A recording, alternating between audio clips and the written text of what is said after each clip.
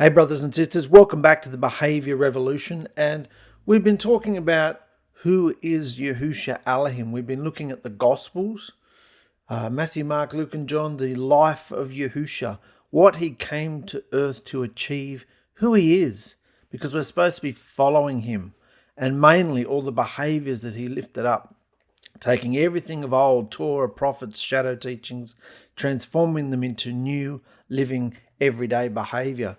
So what I want to talk about today is just take a brief sidestep, because everybody's starting to talk about the Hebrew New Year and how we've got to be old Hebrews and do old Hebrew New Year observances and shadows and Passover, Bikurim, first fruits. We've got to wash feet. We've got to break bread and eat matzah crackers, and we've got to do all this insanity, shadow teachings, all back from the old historic covenant. And so what I want to talk about today is, does Yahusha's bride today, his wise bride, does Yahusha's wise bride observe literal feast days and Sabbaths in his new creation order through the vein?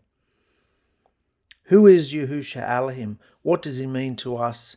And where does Passover and the Sabbaths and feasts all fit into who he is in bodily Elohim form? What does it mean for us?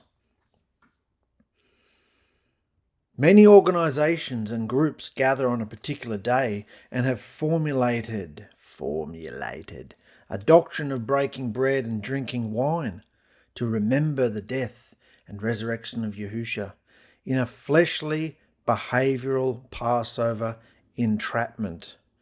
Once again, a fleshly, behavioral Passover entrapment. It's fleshly behavior. It's a fleshly observance. It's an entrapment. They're trapping you into something. And you think, because it's written in the text, that you're now wholesome and holy and wonderful and good and pure. Their doctrines are formulated by milking only a few key scriptures from the Gospels, Acts, and Paul's letters. If you notice the Gospel accounts, Yahusha chose to eat a meal with his 12 disciples without the Passover lamb, because he himself is the true Passover lamb to take away the sins. John the Baptist said that, "Behold, look, the lamb that takes away the sins of the world." That's what Yahusha came to do. Why would he be observing a literal Passover with a literal feast with a literal lamb if he knew what the symbolism was? The whole remembrance is about the Passover lamb. For the killing of the lambs required the supervision of the Levites. The killing of the lambs required the supervision of the Levites. And at the exact time Yahusha was hanging on the torture stake, the lambs were being slain in the temple courtyards. But Yahusha was in charge of his own sacrifice as the ultimate Melchizedek priest. So he's much more superior to a Levite priest. He's the King of Kings and Master of Masters. He's the Melchizedek priest. He was also the Lamb who was without blemish and didn't even need the supervision of any earthly priesthood. Are we following him through his spiritual vein of deliverance? Are we following him, seeing where he went like the gold in the rock, following that vein? Are we following him through his spiritual vein of deliverance? Crossing over, what they say the word Hebrew means, crossing over from something to something else, from death to life. Are we crossing over, transitioning with him?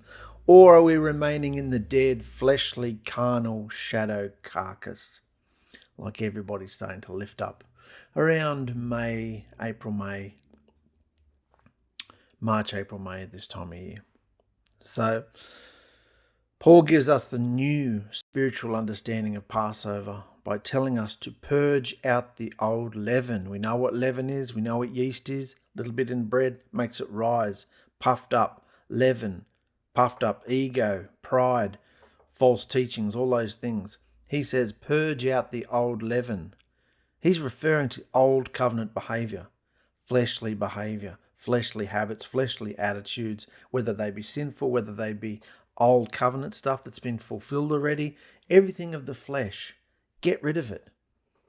Get rid of the flesh. Purge out the old leaven, so that a new lump.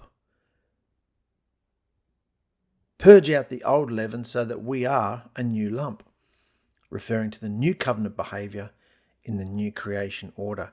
Get rid of the old covenant behavior, because Yahusha came to fulfill, complete, transform, breathe life into all the old stuff to transform it into something new. So purge out the old stuff to bring in a new lump, so that you are the new lump.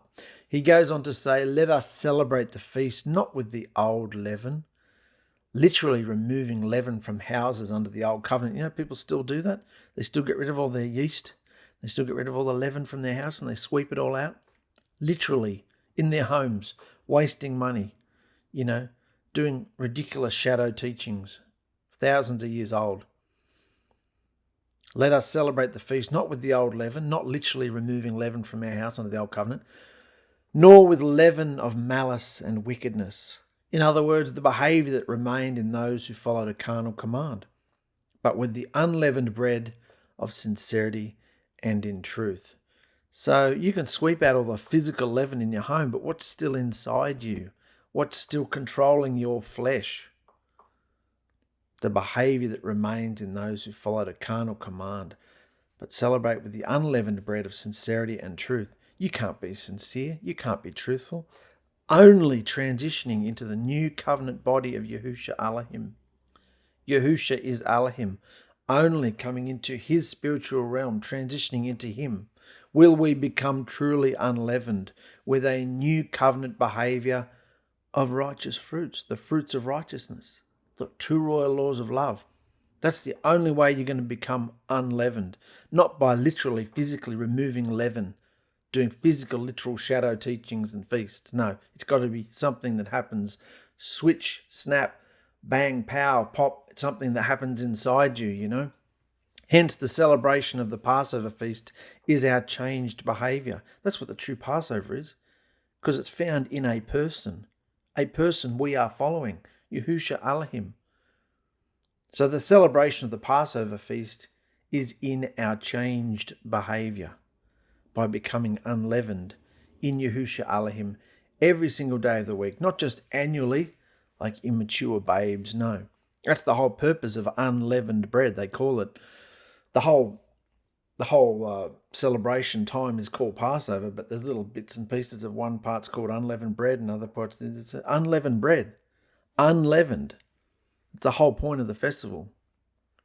The shadow of taking the leaven out of the bread. It's not pleasant to eat. It's not pleasant to experience. They did it in a hurry, and there's no leaven. So the whole point of this main component of Passover is to not have any leaven. That's why physically they take the leaven out of their houses. We have to take the leaven out of us. We have to take the corruption, wicked behavior out of us and have changed behavior. That is the whole purpose. That's the whole shadow symbolism of Passover. So if you're not coming into the spiritual understanding of it, what is the point of doing anything in the physical? In Luke 22, Yahusha, when he broke bread, said, "For I say to you, I shall not eat of this bread again until it is fulfilled in the kingdom of Elohim." And when he drank from the cup, he said, "For I say unto you, I will definitely not eat of the fruit of the vine. I will definitely not drink of the fruit of the vine from now until the kingdom of Elohim comes." So he won't eat the bread again until the kingdom of Elohim comes, and he won't drink the fruit of the vine until the kingdom of Elohim comes. So he was not going to eat of the bread or drink of the wine until the kingdom of Elohim comes, which is the covenant meal he was referring to. Every time they broke a covenant, raised up a covenant in old historic text times, old covenant times, whenever they did that, they would, shake hands, scratch things in rocks, sign their stone here, stone there, work out their borders and their parameters and their boundaries. They'd work all that stuff out. And once they'd done all the fine print, they would have a covenant meal. That's how you did a covenant back in those days. Blood was shed, all this sort of stuff. And you'd have a meal afterwards. This is the covenant meal. Passover is a covenant meal. But didn't Yahusha raise up a new covenant? So what is that covenant meal about? Well, we know because Yahusha said, "I'm not going to eat or drink like this again until the kingdom of Elohim comes, which is talking about the covenant meal, which will be the consummation of the new covenant. Consummation meaning at its fulfillment, climax, climactic thing, also known as the marriage supper of the Lamb upon his return. It's not going to be until he returns that this is going to come into triumphant conclusion, consummation. And that's the covenant meal. It's a meal. It's a wedding feast, marriage supper of the Lamb. So it makes sense, doesn't it? Isn't that what we're preparing for? Isn't that what we're following Yahusha, the Passover Lamb, to achieve?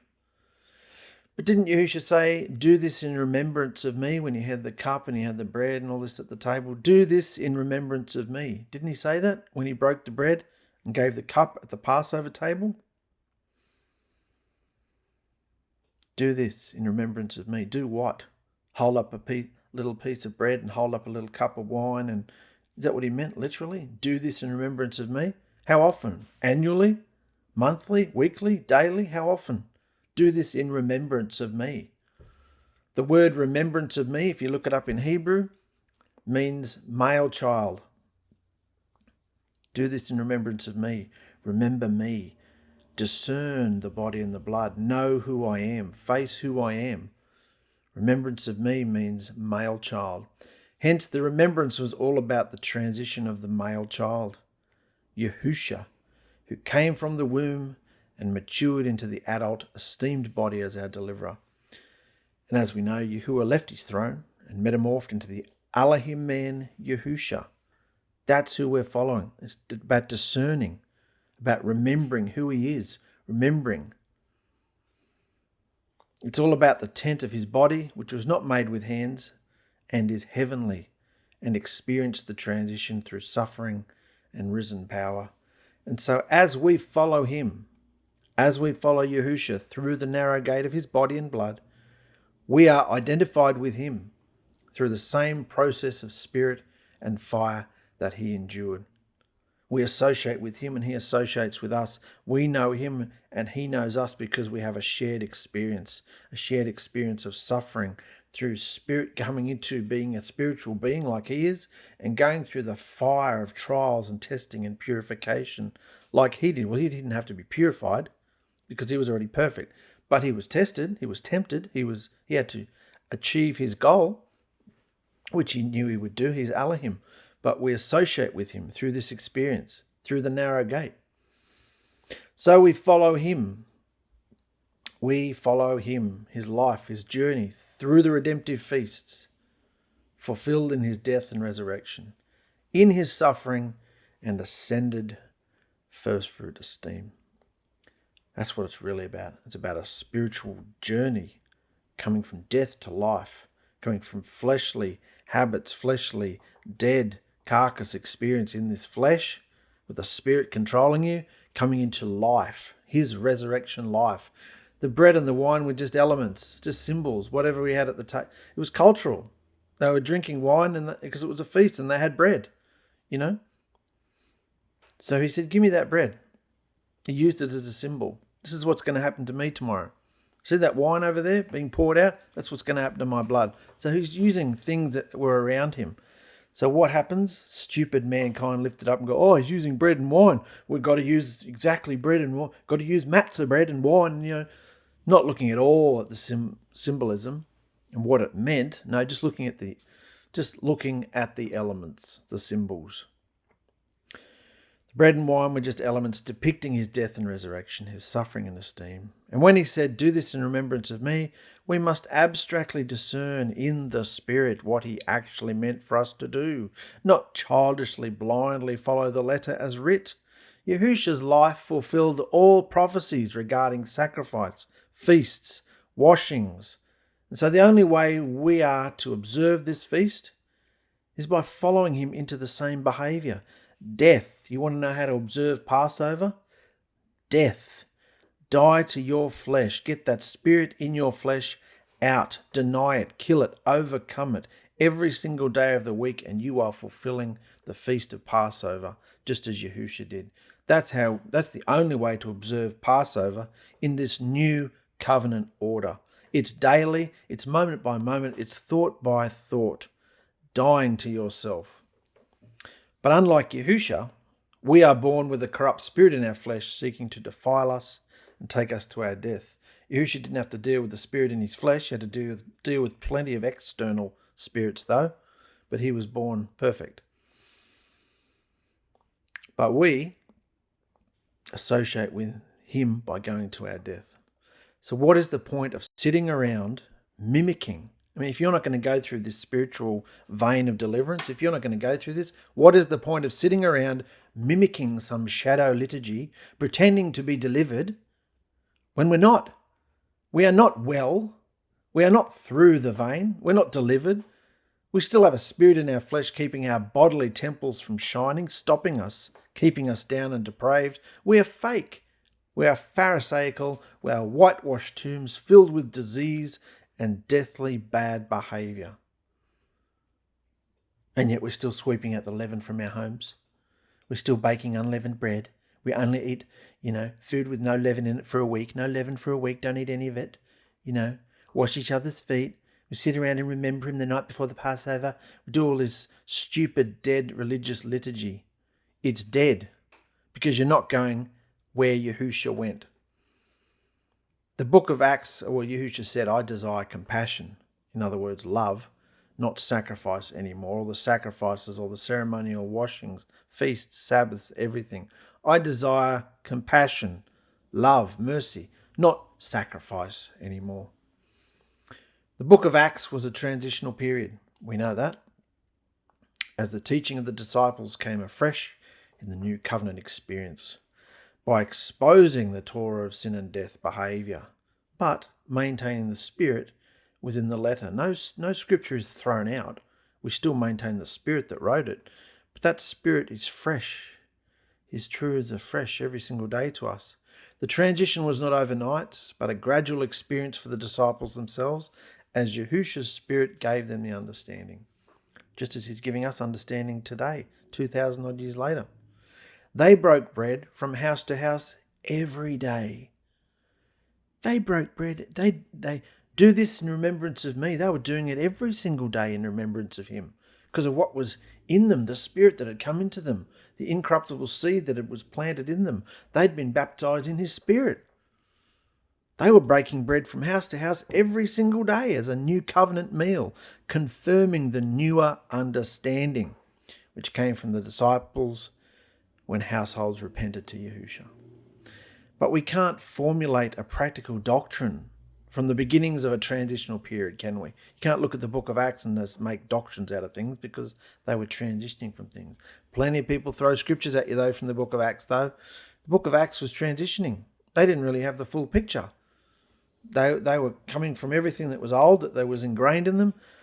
A lot of them had met Yahusha, and the disciples were pumping out the new understanding. They were still grasping it themselves. Then we come to Corinthians. Many of the Corinthian assembly were partaking unworthily. Many of the Corinthian assembly were partaking unworthily because they were not discerning the body of the Messiah.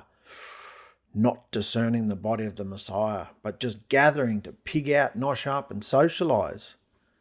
Sounds like most gatherings and meetings in churches today, doesn't it? Just gathering to pig out, nosh up, and socialise. Our body should be in a clean transition state as we mature, prepare to receive the final esteemed body reserved for us, like Yahusha's first fruit body.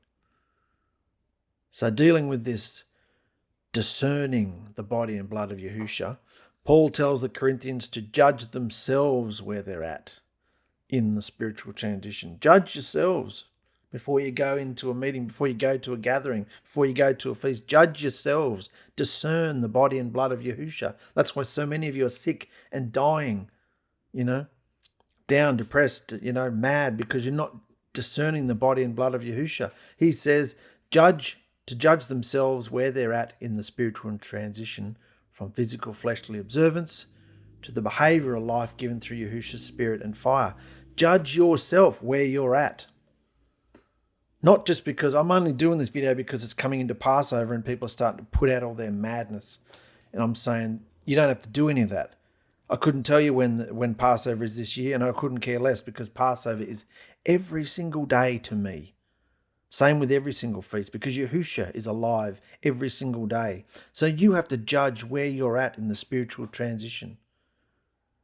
How far have you come out of the physical observances of everything, whether they be scriptural observances or whether they be fleshly, carnal, even sinful fleshly habits? How far have you come out in the vein, into the behavioural life given through Yahusha's spirit and fire? Where are you at? Give yourself a rating from 1 to 10.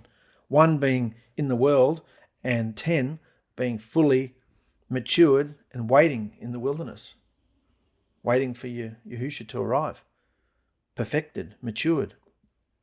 Where are you at? For when we see where we're at in the transition, when we really see where we're at, we must keep our eyes on the tent from heaven, Yahusha. We must keep our eyes on Yahusha, because he says he'll finish the work that he started. Keep your eyes on him. That's how we discern the body and blood of Yahusha. The body and blood of Yahusha. What's that all about? You've got to discern it, understand it, meditate on it, chew on it a bit. Where Elohim came from in eternity, because Yahusha is Elohim. So if you're not even discerned that, where are you at? Discerning the body and blood of Yahusha, where Elohim came from in eternity.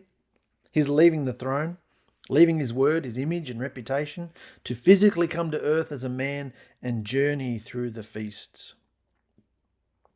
By following him, we will not be condemned with the world, for everything we do will be to transform our bodies into new creation, orderly behavior. It's all about behavior.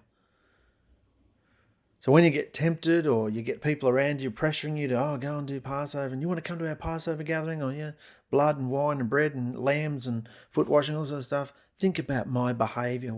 Where's my behavior at? Is my behavior transformed into new creation, orderly behavior yet? Because that's what it's all about. This is between you and Yahusha. Correcting our behavior is utmost in our maturity. By discerning the body of Yahusha, we need to look at him through his word of life to be in the vein of deliverance. Look at him. Listen to him. The emblems of the bread and the wine are mere fleshly symbols of the flesh and keeps one trapped in goody-goody, fake self-righteous feeling. It's all just bread and wine. Come together here, bread and wine, and let's sit there and read 400 or 500 scriptures, and we've got to don't make sure we don't go to sleep, because Yahusha said don't go to sleep.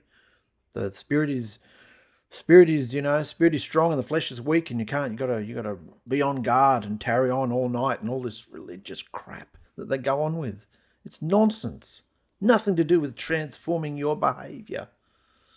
So we can see in the spirit, vigil, that's the word I was looking for, the vigil. You got to be the vigil. You got to stay up all night, because Yahushua said, stay awake, be a watchman for me while I go and pray. Where is he? He's not here praying. He doesn't need you to stand guard. He's come and gone and come and gone. He's done it all.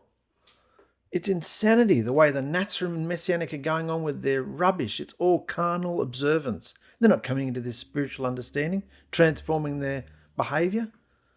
So we can see in the spirit that Paul is basically saying, if you want to do the Passover properly, then read the instruction, its purpose, its transition, and see where you stand with Yahusha. Judge your own behavior and where you're at in the maturity process. In other words, have you been through the vein to become clean and loving? Have you been through the vein to become clean and loving? Have you? Have you? That's what all Scripture's speaking about, really, if you actually want to know.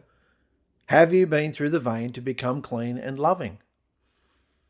This is the new creation order behavior we must have. We don't discard the old historic documents just because we're in the new covenant. We read the commands. We understand its shadows, its types, its modules, its purposes, knowing that we have transitioned into Yahusha's spiritual royal laws of love and his 9 fruits of righteousness. It's the whole purpose. So we must spiritually transition also and discern the body of Yahusha to incorporate the new bridal behavior. There it is again. Transition. Take on a new behavior. Kill who you are, change who you are, become a different person. Yes, you are able to do that with the Spirit inside you, the Spirit baptism. And through the fire, his baptism of fire, you certainly take on the right behavior. When the new covenant wise bride finally sees and understands what a covenant meal truly is, we see what Paul meant and must develop the unleavened bread of sincerity and truth behavior. We must develop that unleavened bread, sincerity and truth behavior. We must develop that. Overcome the self-life, which is fueled by the Spirit in our flesh. Overcome it to transition into a nice, loving person. Until we are in our first fruit bodies like Yahusha. With the transition completed, when he returns, which is only a couple of short years away, he'll be returned, destroy everything, new heavens, new earth, marriage supper of the Lamb. That's the covenant meal will be consummated, as will the marriage. So knowing all this and what's expected of the wise bride, the preparation required, is Passover about love? Or is it about looking at the moon phases? Make sure you don't miss the day. Don't miss the day, because if you go to Passover the day later, you're struck dead, mate. No. Is it about looking at the moon phases, about the calendars, about the shadows and carnal Torah instructions? Or is it about love? It's ridiculous and pointless to try and keep the Sabbaths and feasts of Yahuah. Yahuah, there's a clue for you. Feast of Yahuah, they call them. Yahuah's gone. What did Yahusha say about all this? It's pointless trying to keep all these feasts in pagan lands anyway. Scripture says they were for Jerusalem, for Israel. You didn't keep the feasts outside the land. Aside from the fact that Yahuah is no more, has divorced his old bride, left his word, the letter is writ, as a dead carcass. You don't observe any feasts of Yahuah outside the land. I don't know about you, but most of us live outside the land. The appointed times have indeed become an entrapment. Can you see that now?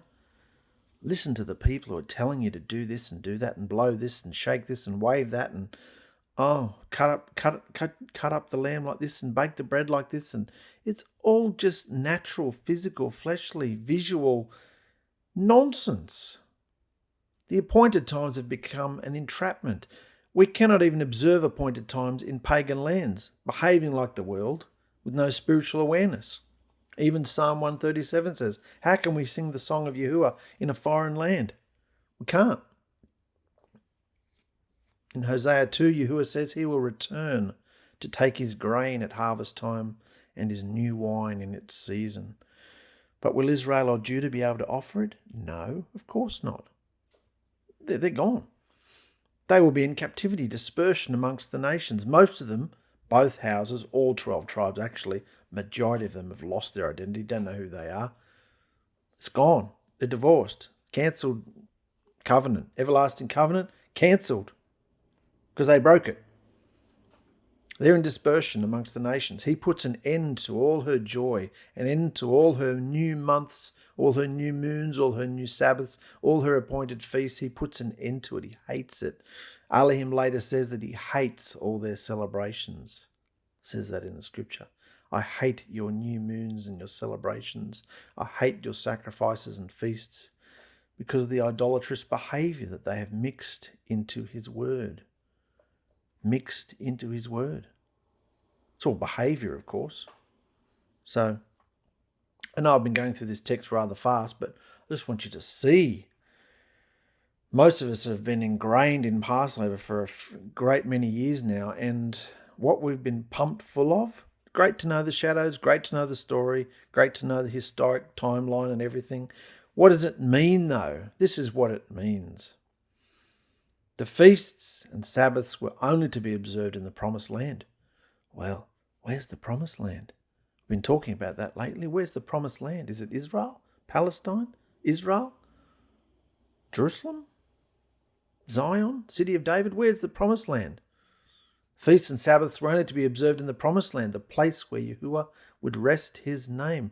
Where has Yahuah, who's now transitioned, gone, left his throne, became Yahusha? Where has Yahusha rested his name? Where's Yahusha rested his name? In you, in me. And the place was Jerusalem.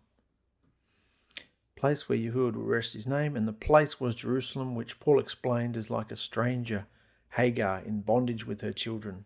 Sodom and Egypt, destined for destruction. So all this lifting up of Jerusalem and Israel and all this promises and everything, Paul says they're just like Sodom and Egypt.